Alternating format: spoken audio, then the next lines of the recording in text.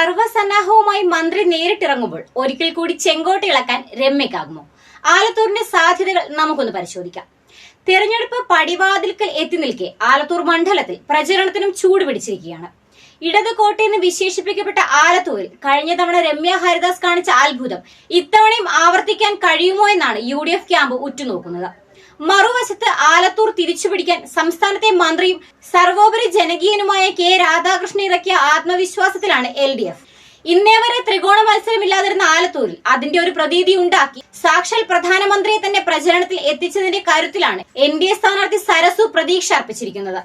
കഴിഞ്ഞ തവണ BDJS മത്സരിച്ച മണ്ഡലം ഇത്തവണ BJP ആണ് ഏറ്റെടുത്തിരിക്കുന്നത്. ഏതായാലും 26-ന് ജനം വിധി എഴുതുന്നതോടെ എല്ലാ പ്രവചനങ്ങൾക്കും അന്ത്യമാകും. 2009 ആദ്യ ലോക്സഭാ തെരഞ്ഞെടുപ്പ് മുതൽ ഇടത്തോട്ട് ചാഞ്ഞ ചരിത്രമാണ് ആലത്തൂരിന് പറയാനുണ്ടായിരുന്നത്. എന്നാൽ ആ ചരിത്രം രമ്യ ഹരിദാസ് എന്ന പുതുമുഖം 2019 തിരുത്തിച്ചു. ചെങ്കോട്ട എന്നറിയപ്പെട്ടിരുന്ന ആലത്തൂരിലെ പല കോട്ടകളിലും വിള്ളൽ വീഴ്ത്തുകയല്ല രമ്യ ചെയ്തത്, അക്ഷരാർത്ഥത്തിൽ തകർക്കുക തന്നെ ചെയ്തു. മണ്ഡലത്തിലെ 59 പഞ്ചായത്തിൽ 58-ലും UDF-നായിരുന്നു ലീഡ്. ഒരു ബൂത്തിൽ CPM-ന് ഒറ്റ വോട്ട് പോലും ലഭിച്ചില്ല എന്നറിയുമ്പോഴാണ് രമ്യ ഹരിദാസിന്റെ വിജയത്തിന്റെ മാറ്റ് മനസ്സിലാവുക. എന്നാൽ ഈ വിജയത്തിന്റെ പേരിൽ 2024-ലും ജയിക്കാമെന്ന അമിത വിശ്വാസം UDF-നില്ല. കാരണം അതിനുശേഷം കഴിഞ്ഞ തദ്ദേശ തെരഞ്ഞെടുപ്പിലും നിയമസഭാ തെരഞ്ഞെടുപ്പിലും ആലത്തൂരിൽ അവിശ്വസനീയമായ തിരിച്ചുവരവാണ് ഇടതുപക്ഷം നടത്തിയത്. ആലത്തൂർ ലോക്സഭാ മണ്ഡലത്തിന് കീഴിലുള്ള 7 നിയമസഭാ മണ്ഡലങ്ങളിലും LDF ആണ് 2021-ൽ ജയിച്ചത്. നിയമസഭാ തെരഞ്ഞെടുപ്പിലെ കണക്ക് കൂട്ടുമ്പോൾ ഇടതുപക്ഷത്തിന് ലീഡ് 2 ലക്ഷത്തിലേറെയാണ്. ആലത്തൂരിന് കീഴിലുള്ള ചേലക്കരയിലെ MLA ആണ് രാധാകൃഷ്ണൻ. ജയം എന്ന ഒറ്റ ലക്ഷ്യം കൊണ്ട് മാത്രമാണ് മറ്റൊരു പരീക്ഷണത്തിന് മുതിരാതെ CPM ഇവിടെ രാധാകൃഷ്ണനെ നിയോഗിച്ചത്.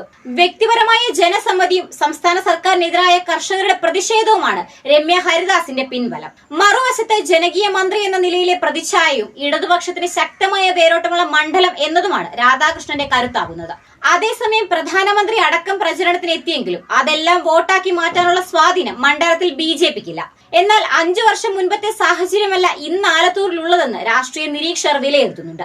കഴിഞ്ഞ ഇലക്ഷനിൽ രാഹുലിന്റെ വയനാട്ടിലെ സ്ഥാനാർത്ഥിത്വം അക്ഷരാർത്ഥത്തിൽ UDF-ന് അനുകൂലമായി വോട്ടുകളുടെ കുത്തൊഴുക്കിന് കാരണമായി.